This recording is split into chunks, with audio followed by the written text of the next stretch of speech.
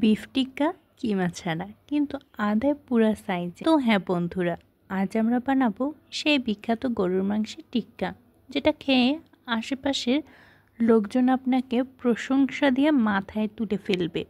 তবে আজকের স্পেশালিটি কোনো কিমা নাই, সব মাংস একেবারে গবদা গবদা টুকরায়।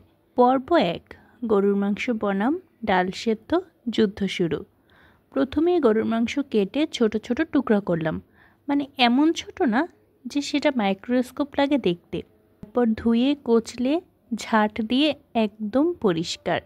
সঙ্গী হিসাবে 1 কাপ ছোলা বুটের ডাল। এটা সারা রাত জলে শুয়ে বিশ্রাম নিয়েছে, তাই এবার ওকে ডেকে বললাম, চল ভাই রান্নাঘরে।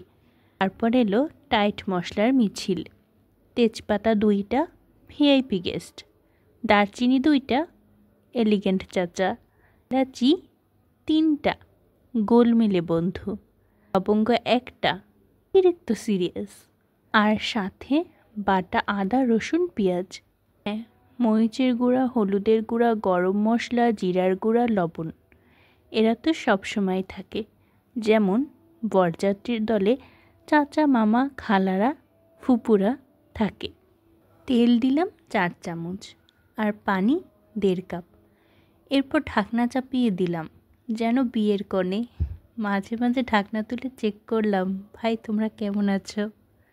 ডাল একটু চিপে দেখলাম, হ্যাঁ সেদ্ধ তো হয়েছে। পানি শুকাতে আসছে, তখনই 2টা শুকনো মরিচ ছিঁড়ে দিলাম। এই সেই গ্র্যান্ড ফিনিশিং। 2, ব্লান্ডারে জমজমান পার্টি। সব ঠান্ডা হলে ব্লান্ডারে নিয়ে এলাম। তেজপাতা আর দারচিনি উঠিয়ে দিই। এরা তো শুধু রান্নার অতিথি ছিল, এখন বিদায়। এরপর ব্লান্ডারে ঢুকছে সেদ্ধ মাংস প্লাস ডাল। 1টা কাঁচামরিচ ফুটন্ত প্রেমিকের মতন ঝাঁঝালো। 1 মুঠো পেঁয়াজ বেরেস্তা, এই বাটা একাই স্বাদ বাড়ায়। 3টা পাউরুটির স্লাইস, দেহের গাঁথুনি হবে এর দায়। 1 চামচ চিনি, আচারি রসালো টুইস্ট দিতেই হবে। 1টা ডিম বন্ধন দৃঢ় করতে। 2 চামচ লেবু রস, আহা তাজা প্রেমের মতন টক। পাতা ধনিয়া পাতা দিতে পারেন, তবে সেটা একেবারে আপনার পছন্দের প্রেমপত্রের মতন। দিলে ভালো, না দিলে ক্ষতি নেই। সব কিছু দিয়ে দিলাম ব্লেন্ডারে। তুমি আর আমি গুলি একাকার। পর্ব 3, হ্যান্ডস অন, মানে হ্যান্ড দিয়ে মাখামাখি। সব নামিয়ে বাটিতে এনে পাকা রাঁধুনির মতন হাত দিয়ে মাখামাখি করলাম। এখানে আপনার হাতের গরম আর ভালোবাসা দুটোই লাগবে। পর্ব 4, টিক্কা শেপের মহাযুদ্ধ। এবার কড়াইতে তেল গরম, তেল যেন মিডিয়াম গরম। বেশি গরম হলে টিক্কা হবে না, টিক্কা বার্ন হবে। একটা করে শেপ করে তেলে ছাড়লাম, কারণ আগে বানিয়ে রাখলে এরা গাঁটছড়া খুলে ফেলবে, তো মানে ভেঙে যাবে। শেপ দিতে সবসময় চারদিক চেপে দিলাম, যেন বিয়েবাড়িতে পাত্রীর শাড়ির ভাঁজ ঠিক করা হচ্ছে।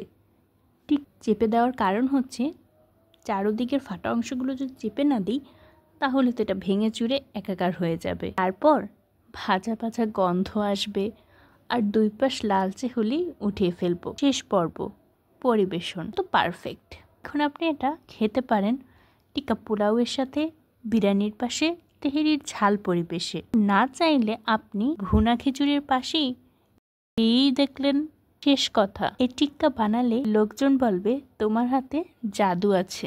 আপনি হেসে বলবেন, না না কিমা ছাড়া টিক্কা বানাই ফেলছি। বলুন তো এরপর আর কে বলবে কিমা না থাকলে টিক্কা হয় না? হয় ভাইরে, পুরাই হয়।